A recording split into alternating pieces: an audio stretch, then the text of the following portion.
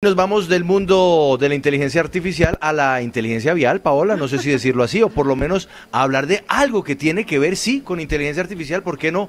Las fotomultas, que son una realidad que se maneja a través de cámaras que indican cuando se llega a infringir algún tipo de norma de tránsito. Sí, señor Juan Pablo, mire, le estaba contando entonces que desde el año 2020 la Corte Constitucional tumbó lo que hasta en ese entonces se estaba aplicando en materia de las fotomultas.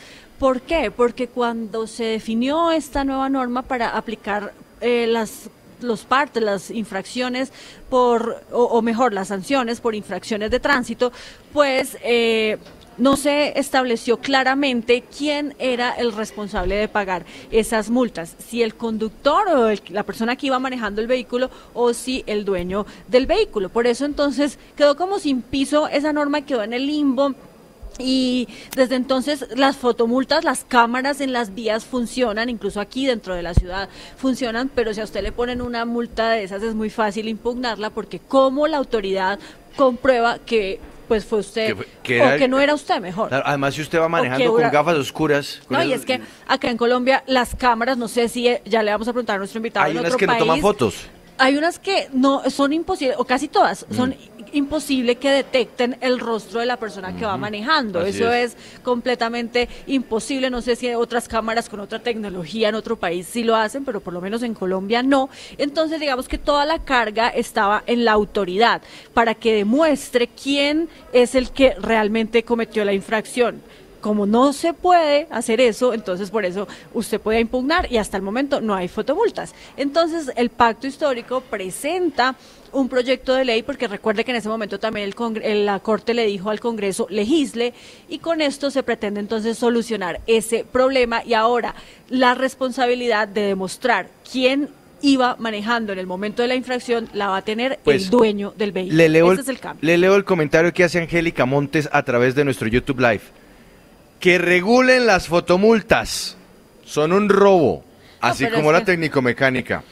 Pero a ver, nuevamente, en este momento las fotomultas sí están funcionando, pero usted las puede impugnar, o sea, digamos que no hay como un piso jurídico para esas sanciones por cometer infracciones de tránsito, pero entonces con este proyecto de ley se va a solucionar el problema para que por fin se sepa cómo demostrar quién cometió la infracción.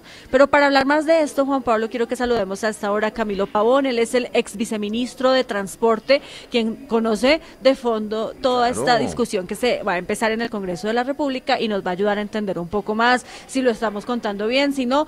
Doctor Camilo, gracias por estar con nosotros. Y bueno, ¿cuál es el principal cambio? ¿Cómo lo explicaría usted este principal cambio que trae este proyecto de ley?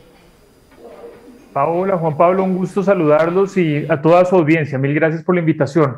Pues, Paola, lo primero es que, como usted lo estaba diciendo, en verdad las fotomultas no son inconstitucionales. La Corte nunca dijo que fueran inconstitucionales y por eso es que hoy seguramente sus oyentes siguen diciendo que les ponen fotomultas. Y eso es así, porque siguen imponiéndose con estos sistemas de fotodetección. Lo que dijo la Corte tampoco fue que las cámaras tuvieran que reconocer las caras del infractor cuando toman, que usted va a una velocidad excediendo lo permitido. Eso tampoco lo dijo la Corte. Lo que dijo la Corte y que busca solucionar este proyecto de ley es que la Secretaría, vamos a decir en el caso de Bogotá, la Secretaría de Movilidad debe probar quién fue el infractor y solo a quien fue infractor lo pueden multar. ¿Qué era lo que pasaba antes? Que la ley permitía que la Secretaría no probara si el infractor fue el dueño del vehículo o el primo o el hermano y la multa automáticamente iba para el propietario del vehículo. Entonces, dicho eso, Paola, lo que busca solucionar este proyecto de ley que radicaron hace 2 días es el proyecto de ley 142 Senado de 2022 y es una postura, asume una postura novedosa, pero todavía discutible, y ya le explico por qué. Lo que dice es lo siguiente, dice, este proyecto de ley cumple con lo que dice la Corte porque la responsabilidad del propietario no va a ser por lo que haga otro. Si mi primo iba manejando el vehículo, Según este proyecto de ley, el propietario no va a responder por el hecho del primo del propietario. El propietario va a ser responsable porque él está introduciendo un elemento riesgoso a nuestro sistema. El vehículo es un elemento riesgoso, pues mata personas, lesiona personas. Y esa es la tesis jurídica de por qué estaría como en el lado bueno de lo que la Corte dijo. Eso es una tesis jurídica, pero le voy a explicar en mi opinión personal cuál es el problema. Pero espere, doctor Camilo, espere porque antes de que continúe, para que quede más claro para las personas que nos están viendo en este momento, entonces ahora la responsabilidad sí recae completamente en el dueño del vehículo porque fue el que pues prestó el carro o porque... ¿Qué pasa, por ejemplo, en el caso de que se lo roben o algo? O si el dueño del vehículo puede comprobar definitivamente que él no iba manejando cuando se presentó la infracción, ¿podría salvarse? Sí, pero ese tiene un matiz muy pequeño. Lo que dice el artículo, como se radicó hace 2 días en el Congreso, es que el propietario es responsable a menos que comparezca a la audiencia para impugnarlo, como usted explicaba, y suministre la información para identificar al autor real de la infracción. Esas son las palabras que usa la ley, el proyecto de ley, perdón. Entonces, fíjese que en la práctica lo que le están obligando es, a usted la notifican de un comparendo de su vehículo. Si usted no va a la audiencia, le van a poner la multa, porque el artículo dice que usted tiene que ir a la audiencia y revelar quién era entonces el infractor real. ¿Cuál es el problema de eso, Paola? Primero, que ustedes y todos los colombianos tenemos un derecho a no delatar a nuestros familiares cercanos. Eso lo trae la Constitución. Yo no tengo por qué delatar ni a mi esposa, ni a mi compañera permanente, ni a mis hijos, ni a mis papás, ni a mis primos. La Constitución permite que usted no esté obligado a declarar contra esas personas de su núcleo cercano. Acá tendríamos un problema con esta ley si lo estuviera obligando a que usted o delata a su esposa o usted asume la multa. Creo que eso no soluciona en la práctica el problema que había planteado la Corte, que es identificar al verdadero infractor.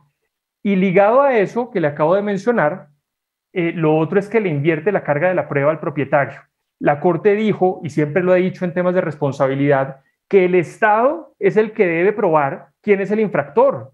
Acá lo que dice este artículo es que usted como dueño del vehículo comparezca a la audiencia y me prueba que el autor era otra persona, que se lo robaron, que el infractor fue otra persona distinta, y si no, usted lo asume. Entonces, ese invierte la carga de la prueba, que también se me hace un poco delicado para efectos de lo que la Corte dijo.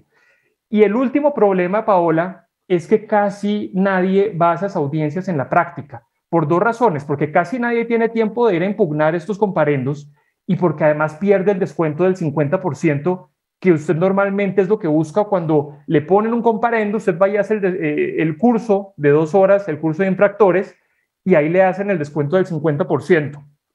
Cuando usted hace el curso para que le den el descuento del 50%, entonces en ese momento usted asumió la responsabilidad. Legalmente usted aceptó la responsabilidad, por eso hace el curso y por eso paga la mitad de la multa. Casi todo el mundo toma ese camino en la práctica. Si usted se va a impugnar y pierde, ya no le van a hacer ningún descuento, ni le van a hacer ningún curso, sino le ponen el 100% de la multa. Entonces, como le digo, es una postura muy novedosa, es algo discutible. Hay que reconocer el esfuerzo que hace el Congreso en temas de seguridad vial, eso sí que hay que reconocerlo, pero tiene todavía unos problemas serios este artículo como lo radicaron. ¿Hasta dónde, ex viceministro Camilo Pavón, el punto relacionado con la notificación, la manera en que se notifican estas fotomultas, también es tocado dentro de esta iniciativa legislativa que ya está en el Congreso? En el texto que se radicó no veo ningún cambio. Esa modifica una ley que es del año 2017, y esa ley de 2017, para hacer el cuento corto, lo que dice es que usted lo van a notificar en la dirección que usted tiene registrada en el RUNT, que ese es otro problema. Casi nadie actualiza los datos que tienen en el RUNT, entonces cuando se da cuenta ya tiene la multa. Por eso estaba pensando en ese asunto, porque es que claro, si usted cambió de casa, si usted cambió de domicilio, pues esa notificación se pierde y la multa entonces ahí empieza como como un contador, ¿no? A pasar y a pasar y a pasar los días, sumando entonces luego los intereses, ¿no? Ese es un muy buen punto y ese yo no vi que el proyecto de ley lo tocara y sin duda representa un problema para los ciudadanos porque nadie o casi nadie actualiza los datos en el RUNT cuando cambian de domicilio o cuando cambian su correo electrónico. Definitivamente, ex viceministro, lo que usted nos explica, pues genera bastante polémica, incluso muchos comentarios hasta ahora aquí en nuestro YouTube Live de las personas que dicen que esto es una trampa, porque como usted lo ha explicado, pues la carga probatoria ahora va a estar a cargo de la persona que, pues del dueño del vehículo y no de la autoridad como funciona hasta pues en la actualidad. Pero entonces, ¿cuál es la solución? ¿Cuál debería ser la mejor solución para definitivamente tener un sistema de fotomultas que funcione y que se sepa quién cometió la infracción y por ende es la persona responsable de pagarla?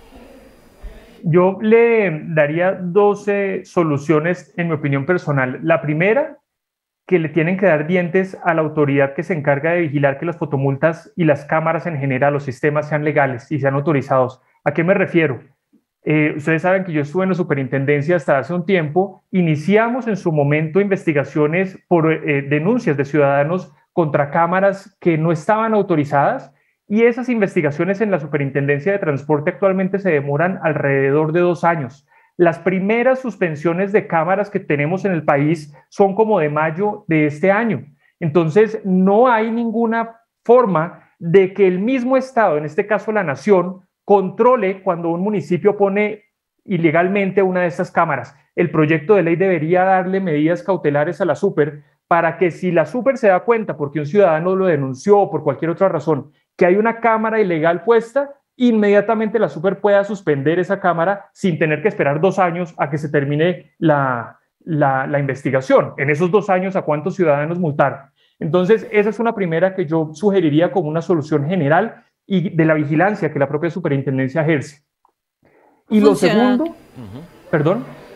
No, termine, por favor, ex viceministro. Y lo segundo, que el tema de las fotomultas no es distinto que ningún otro régimen de responsabilidad del Estado, en el sentido que el Estado, insisto, tiene la carga probatoria y eso no se le puede invertir al propietario. Es cierto que cuando a uno lo citan, ya sea el propietario o cualquier otra persona, a declarar, uno tiene el deber de declarar y uno va y declara bajo juramento. Y eso es así en Australia, en Francia, en España, y hoy en Colombia es así. Si una secretaría llama al propietario y le dice, venga y declare bajo juramento, el propietario tiene que ir.